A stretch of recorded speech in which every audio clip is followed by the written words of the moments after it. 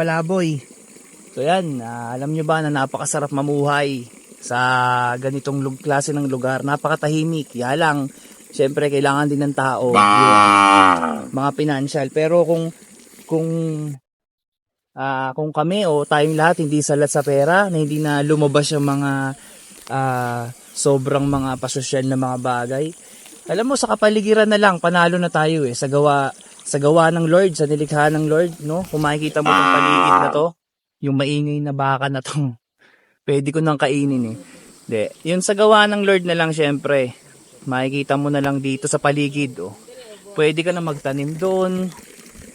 Pwede ka mag-alaga ng isda sa may fish pond. Pwede ka na magtayo ng bahay dito.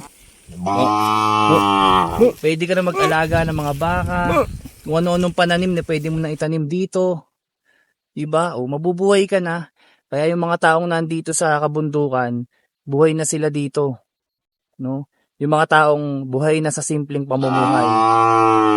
Siyempre, sa mga kagaya ko na sanay sa mga simpleng ganito, hindi na iba sa akin to. Pero, masasabi ko na napaka-solid kasi bihira ako na maranasan ng ganito eh.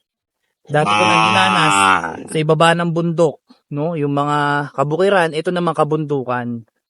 Pero masasabi ko napakasarap ng pamumuhay. Kung di na natin kailangan ng pera sa mundo, pero dahil nga kailangan pa rin natin, dahil iba ng ano ngayon eh, na mundo.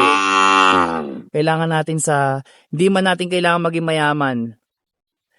Pero kailangan pa rin natin na magkaroon ng pera, syempre pambili-bili ng mga gamit. Pero masasabi ko dito sa lugar na to, napakasarap, napakatahimik, at napakasagana ng buhay. Na kailangang itanim mo na lang. Tunay nga na sinabi ng Lord dyan na itanim mo lahat ng kabutihan. Siyempre aanihin mo rin yung kabutihan na itinanim mo. Dito magtanim ka ng kabutihan, magtanim ka ng mga makakain mo. Yung mga pwede mong kainin sa mga susunod na araw o panahon. Siyempre, dyan lang, maglibot-libot ka. Dito, may exercise ka din. At ayun, patuloy lang tayo sa buhay. Huwag tayo mawalan ng pag-asa sa araw-araw. So, yun lang muna sa ngayon mga kapatid. Ngayong umaga, ito yung papakita ko sa inyong view. Bali, 2 days kami dito, alam ko. Ayan, no, sa gilid ng kabundukan.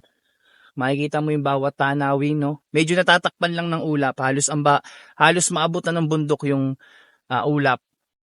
Kaya hindi lahat halos makikita natin dito. Pero masasabi ko sa inyo, pag dumayo kayo sa probinsya o sa mga adventurer, no, ang sarap maging isa sa mga nag-a-adventure. Kaya gustong-gusto ko to magbabakasyon pagkatapos ng mga biyahe. So, yun lang muna sa ngayon mga kapatid, kapalaboy. God bless sa inyo lahat. Patuloy tayo sa Lord. Huwag tayong bibitiw. Dahil sa Kanya, may katagumpayan. God bless.